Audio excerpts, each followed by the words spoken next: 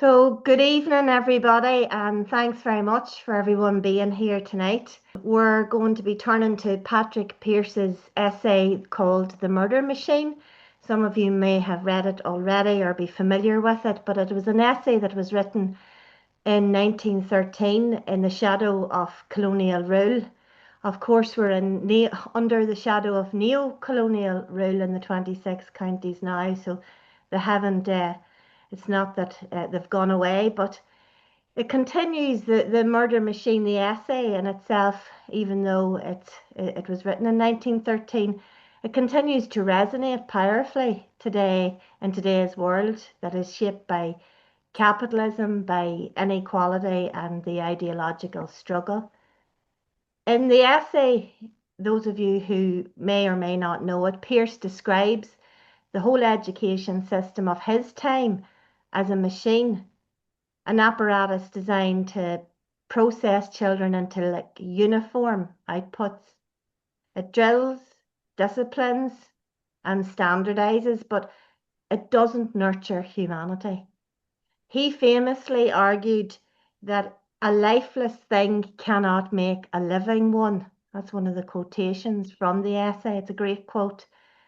And it's a striking metaphor actually because it's very apt, but we recognize in it the language of alienation.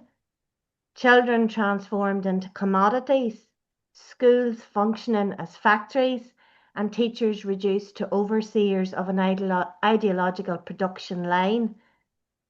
So to understand Pearse's critique, we need to place it into context. He's responding to a political figure, and he mentions the political figure John Dillon. John Dillon was the Irish nationalist MP who viewed education primarily as a means of economic advancement. Dillon's vision that schooling was a pathway to productivity, employability, and social responsibility embodies an early version of what we now recognise as bourgeois utilitarianism. Education, then, in this view, exists to serve the needs of the market and not the development of the child. Similarly, Pearse challenges Bishop Richard Healy, the Bishop of Limerick at the time, who insisted that the Irish education system required no fundamental change. For Pearse, this complacency masks the deeper truth that the system had been designed to reproduce obedience, conformity, and cultural subordination. In other words, it fulfilled its purpose all too well. More than a century later, Pearse's insights have taken on new relevance because today the murder machine is no longer a rigid Victorian schoolhouse. It's an advanced capitalist education system, and it's still driven by metrics, standardization, but nowadays also by digital surveillance. Students move through this machinery like data points. They're sorted, they're ranked, they're predicted and optimized for efficiency.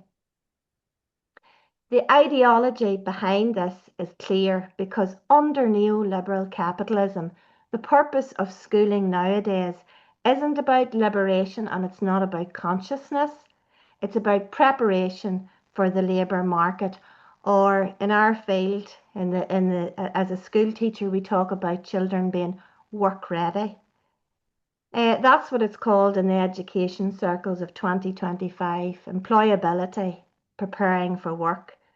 But creativity, on the other hand, is trimmed. It's still there. They still have the word creativity written into the curricula, but it's trimmed to fit predetermined outcomes.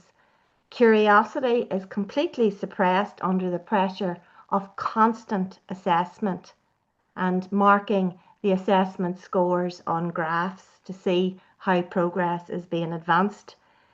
And then teachers are increasingly turned into technicians. We are managers, we are administrating depersonalised curriculum whose real function is to produce compliant workers and loyal consumers. The system praises innovation, but only the kind that actually serves capital. It actively punishes deviation or critical thought or cultural distinctiveness. And this is what Lenin meant when he warns that under capitalism, education becomes an ideological tool of the ruling class, passing off inequality as merit, passing off hierarchy as natural, and obedience as a kind of virtue. And we see this clearly nowadays in the rise of anti-intellectualism. Critical thinking, philosophy, theory, cultural study, they're all dismissed as useless because they do not directly generate profit. And meanwhile, education is increasingly presented as a vehicle for upward mobility. It's a ladder into the middle class, where success is measured in salaries, the titles or letters after your name, and competitive rankings. This is meritocracy, the belief that winners deserve to win and losers deserve to lose. But as we know, meritocracy is simply capitalism's moral alibi. The system's designed to reproduce class divisions, not overcome class divisions. Today's metric-driven schooling in the form of league tables that are published in our national newspapers, standardised tests, performance dashboards, algorithmic monitoring in schools and across jurisdictions, they all create the illusion of fairness, but actually it really just deepens inequality. It sorts children into categories with scientific precision, without human understanding. That's completely extracted and detached from how we measure children's performance these days. And it promises opportunity, but it delivers stratification. So you're categorized and put into a box. In many ways, it's even more efficient at producing alienation than the education system that Pearse condemned in the essay, The Murder Machine. But Pearse challenges us to imagine something better. Beyond the machinery of capitalist schooling lies the possibility of an education rooted in community, rooted in culture, rooted in genuine human development. A life-giving education would treat students not as future workers, but as creators, as thinkers, and collaborators. It would empower them to understand the world, and not only understand it, transform it for the progress of humanity. It would honour cultural diversity instead of suppressing it. It would prioritise collective learning over competitive ranking. And it would cultivate not just technical skill, but wisdom, agency, and class consciousness, which is non-existent in the current system. Such an education would be democratic, it would be cooperative, and it would be emancipatory. It wouldn't be a factory of outcomes.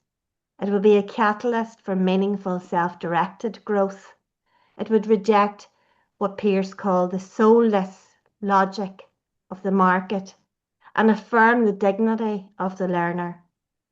It would prepare young people not merely to survive within this world and this system as it is, but to imagine what the world could become. And as we begin our discussion here tonight with our panelists, Tommy McKerney and Barry Murray from the Peadar O'Donnell Socialist Republican Forum, it is important maybe to think about Pearse's final warning, which Tommy and Barry, I'm going to invite you to reflect on. The final warning that Pearse gives at the end of this essay is, it speaks not only to its own era and to ours as well. He says, the murder machine must be broken and flung away. There must be a root and branch reform of the whole educational system. And on that note, I'll maybe bring in yourself, Tommy, to reflect on and give us your opinion, I suppose, how do you see what does the current education system look like to you? Who does it serve and who does it leave behind? The current education system is designed to reinforce the status quo, which is capitalist, imperialist, bourgeois rule, free market. It is designed purposely to do that. So from beginning to end, from primary school through secondary through to third level education, it is designed not to enhance or to broaden one's mind, but to focus it narrowly and actually to create the mentality of subservience to the status quo. Now, we're told that it's, as you have said, there to make people suitable for work, but that is true. But as well as that, it's to ensure that they don't see society as anything other than serving the status quo.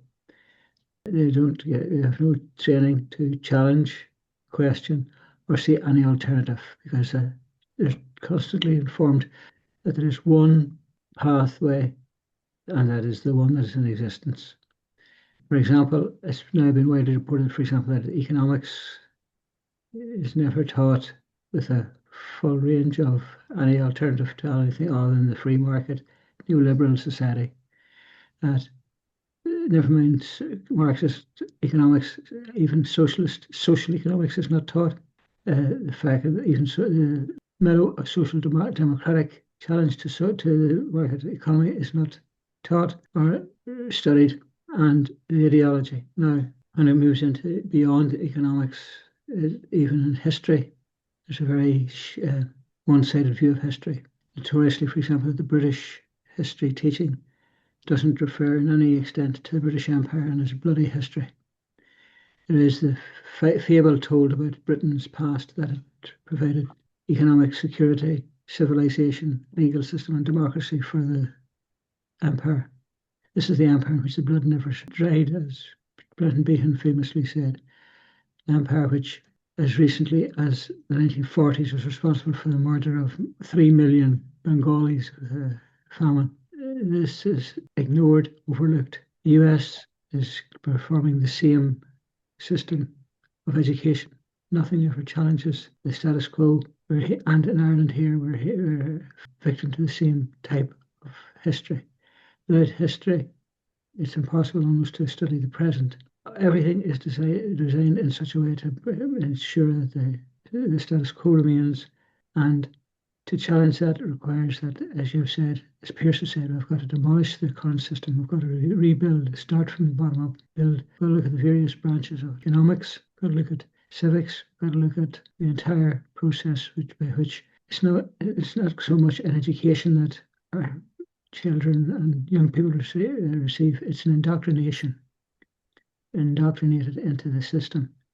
And any challenge to that is dismissed, and you yourself who work within the profession is only too well aware that you have to work within strict confines. You can't move outside it. And if you were to challenge the received wisdom, as we could call it, you will find you will be dismissed within hours probably.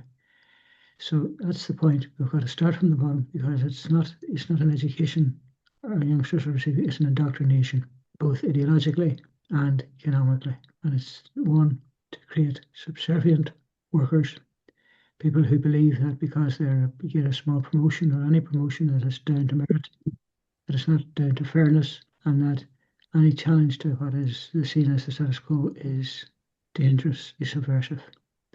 So that's what we've got to look at and overcome if we're to smash this invidious murder machine, because ultimately it may seem a little bit strange or an exaggeration to talk about a murder machine, but when you consider that the world has stood by practically in its entirety and watched the Israeli Zionist murder machine kill at least 70,000 people, many of them women and children, most of them civilians, non-combatants, that the education system which allows for the belief that there's something about this, that it can be tolerated as murder on a huge scale. So that's what we mean when we mean the murder machine is facilitating the death. And of course, then there's the question of starvation, famine in the third world, which is eminently preventable. Only the third world is seen as a source of raw materials, food supplies, to keep the working class of the world, the global working class, divided.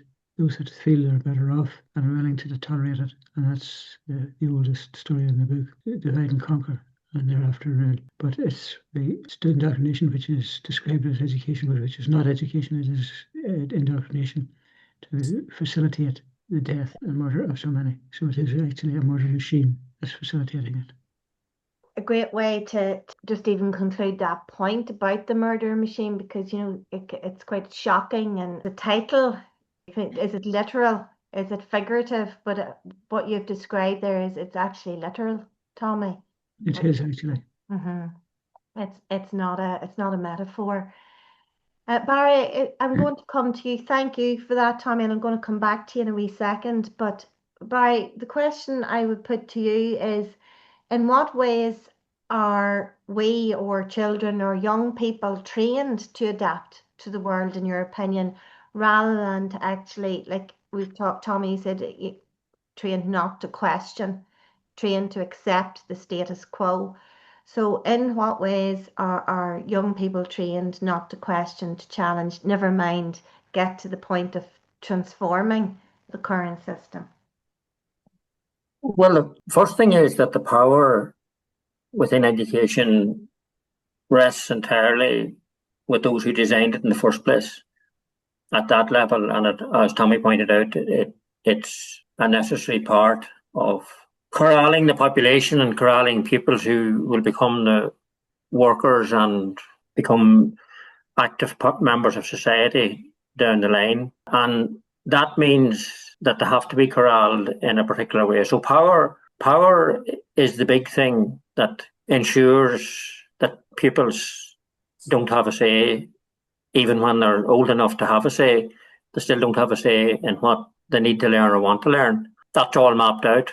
The other thing is that there's a family and a parental dilemma here as well, because parents want the best for their children, and parents have no power either. I mean, parents are dependent on what the education system presents. They don't have any power to change that.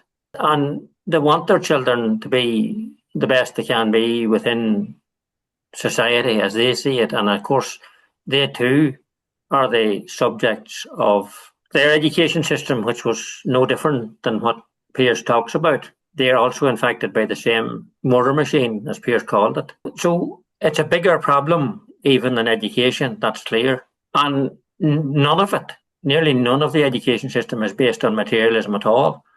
It's based completely either in historical or economical or any other terms. It's almost entirely based on idealism, and it's left at that. The issues of whether there's another potential way out there are never explored. If they are, it's probably at third level where that sort of happens in some sort of superficial way. I mean, if you compare that with even a cursory examination of the Frerian method of studying, where pupils are encouraged not so much to answer questions, but to question the answers, and information isn't poured into people's heads in the way that it is through the existing education system and has been to the present day.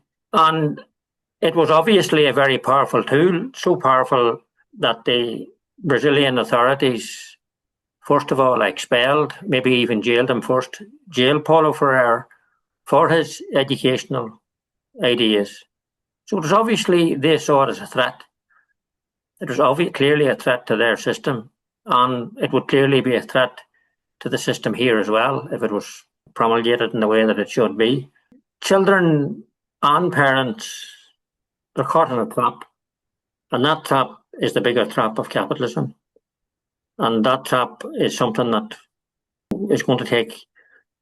Education is one part of it, but it's not the only part. And unfortunately, it's going to take a bigger program of thinking, a bigger organization, a bigger organizational basis to overcome the issue of education being designed for and by the powers that exist.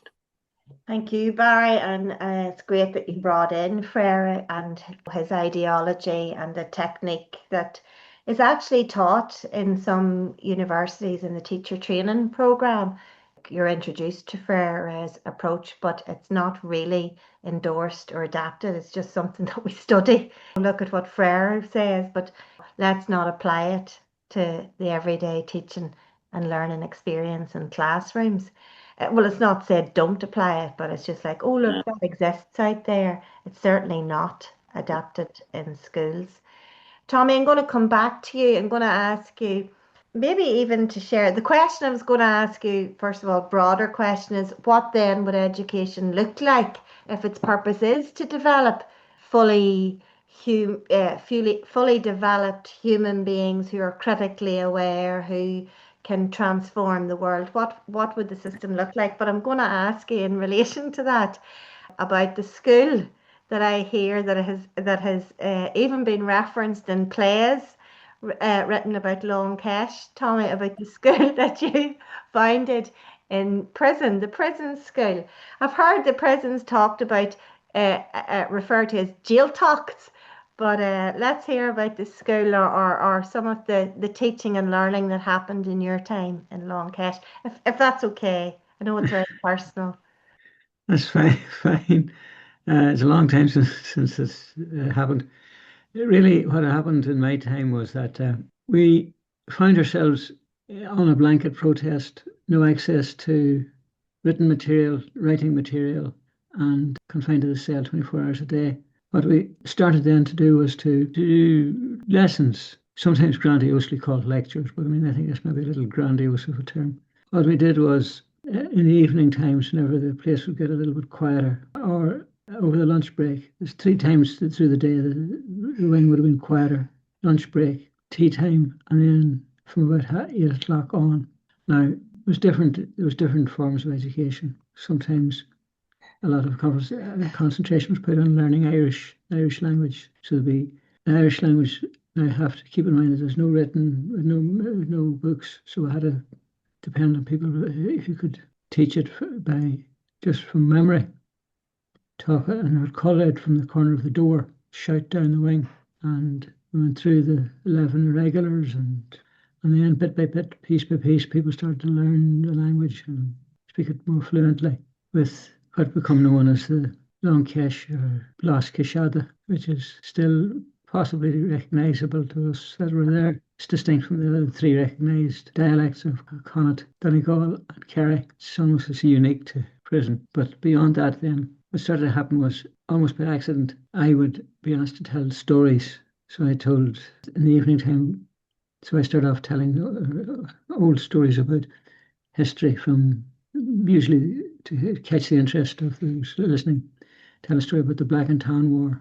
And then the next thing that happened was that I feel like there was a request that I would start to teach history. Now, I had studied A-level history at school before I left. So what I done was that because we didn't get out of the cell all day, we were confined to the cell all 24 hours a day, I could sit and revise my memory, think about, drag from the back of my memory what I could remember from history. So we started an Irish history course from the earliest days through to the present. And I put a particular interpretation on it, which was not exactly materialistic, but there was a certain materialistic element to it. But certainly it was an interpretation that identified the problems as British colonialism, British imperialism, and certainly give the told the story about the British involvement in Ireland and across the world. I have to confess to being somewhat prejudiced against the British on one occasion, talking about the British monarchy. I was asked a question facetiously. I was asked a question by one of the men on the wing.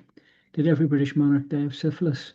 I don't know if I was just that bad, but then once we moved on from history, we started to deal with materialism, dialectics of materialism. I remember school that we challenged the religious education teacher to broaden the agenda, what he was teaching, and he actually started a critique of Marxism, a critical critique of Marxism, and talked about dialectical materialism, which was the time to think in the prison cell. I started to bring it back from memory, put together the theory of dialectical materialism, which I would call out from the door as we talk about Marxism, talk about the need to transform society. We talked about collectivization, talked about socializing the economy, and it was taken on board dialectical materialism, the need for history progressing through contradictions, and it was reasonably well received, to be honest. And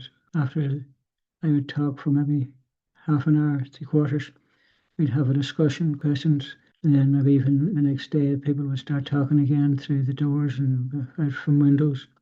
And that's how we progressed the education process. And once Blanket ended, we had access to more books, we were able to read the classics and read the classics and spread the word around.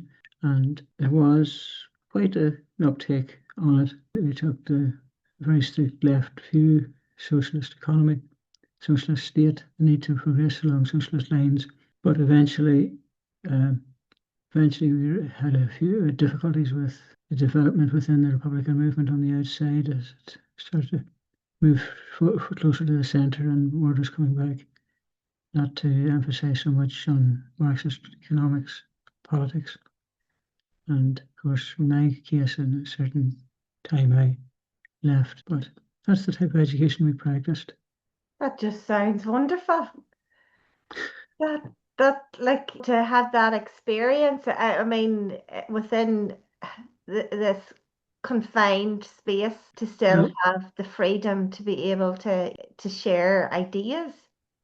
Well, that's it. Then I also, not to be facetious, but I had a captive audience. Barry, were you one of the captive audience? How did the dialectical materialism go down?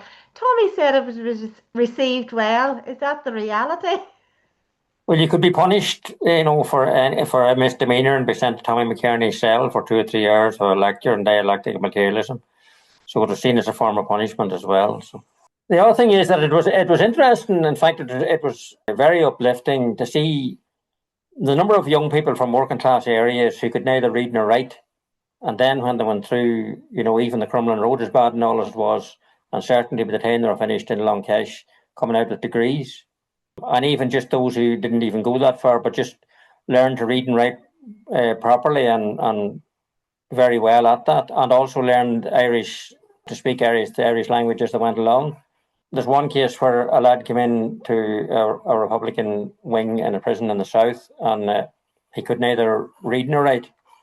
And before he left, he had 8 languages. He was proficient in 8 languages. This thing of people being, especially in working class areas, people being designated as stupid and not fit for the system and all of that is complete nonsense as far as I'm concerned. I mean, I've seen too many cases of people who genuinely couldn't read and write and would ask you to write letters for them and ask you to fill in stuff and all that sort of thing. And then the next time you met them, or maybe within a year or two, they were beginning to write and they had books in their cell and were beginning to read, which was brilliant. So, I mean, it proves that, and I mean, it gives them dignity, it gives them strength, it gives them an ability to be able to put their points across, it gives them an ability to feel part of a system and feel part of, have a contribution to make. Otherwise, and we see it in society all the time, people think, well, I mean, I'm not educated, I can't, it's not for me to do.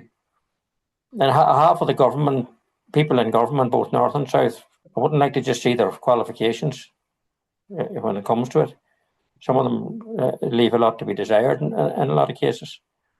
From that, I would be of the opinion it would be very more than possible to have community education systems within our own areas. And I think that's something that should be done. I mean, it can be done in a million different ways. I would be very much in favour of using the Ferrarian system of education. I think it's a brilliant system. I'm no expert on it.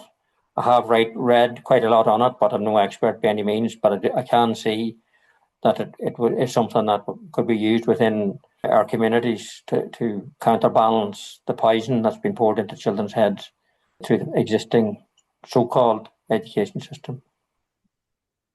Thanks, Barry, and just transitioning there from that space, where you had the experience, talk about, like you say, grassroots or from the bottom up, rather than this top-down delivery of information. Open up your head and take that in. to then looking at actually the question that I was going to ask. You've nearly answered it. How do we move from the reflective to transformative action? Because we do meet here weekly and we talk and we reflect either on history or on the present circumstances, and it's important to look at, well, how do we move into transformative action, rather than bearing witness, like people talk about bearing witness to a live stream genocide or bearing witness to the current conditions that we have in schools. It's important to take it to the next step. And at this point, I'd just like to, even mention we're in the 4th month at UCD at an encampment where it has, in recent weeks, become a place of learning through screening of films, documentaries, and in many ways it's a missed opportunity. I don't know if there was more support for it. I think it could have been like what you described, Tommy, inside Longkesh, a great opportunity to have lectures or different learning experiences like that. However, that said, the very act of resistance and continuing to hold the camp is a learning experience. And you talk about revolutionary terrain. The ground there is absolutely perfect for understanding and learning and seeing oppression and how the system works very insidiously. But how do we, just to end the conversation, maybe to wrap up, Tommy, with you, how would you say we need to, Barry saying, how do we move, like the Freudian approach is all well and good, Barry. Where, Tommy, when, how do you see that in practice? It's really a political decision. And we used to talk at times about political education. It really is political education. We've got to drive forward with it at all times, to teach people, to spread the message. It's almost like spreading the gospel, the truth. We've got to challenge at every possible level the received wisdom, defined narrative, as what you talk about in public relations. The point about it is that the state, the establishment, British state, Irish state, global imperialism has defined and attempts constantly to define the narrative. We've got to counteract that narrative with truth, political education at every opportunity. Opportunities, the platform that you're providing us with this evening, to expand this platform. And keep in mind, for example, how the Cubans through the revolution addressed their education needs through radio, through the radio, revolutionary radio station. I think we've got to use the contemporary technological methods. In fact, we're talking about social media, probably, to avail of that. I always think that, for example, how the printing press revolutionised the world, and it opened the doors to so many people to read. Same way social media can do it today. We'll face huge opposition to do that, but we've got to avail of it to spread the message of truth, political education, to put an alternative. Because only with political authority and power can we change the education system from the bottom to the top. And on that note, I'm going to thank panelists Barry and Tommy, comrades Barry and Tommy from the Padraig O'Donnell Socialist Republican Forum, for giving us that insight and analysis. Thank you very much. And I'm going to now end the recording and invite anyone who'd like to stay on for Q&A to do so. Thank you, everyone. Thank you.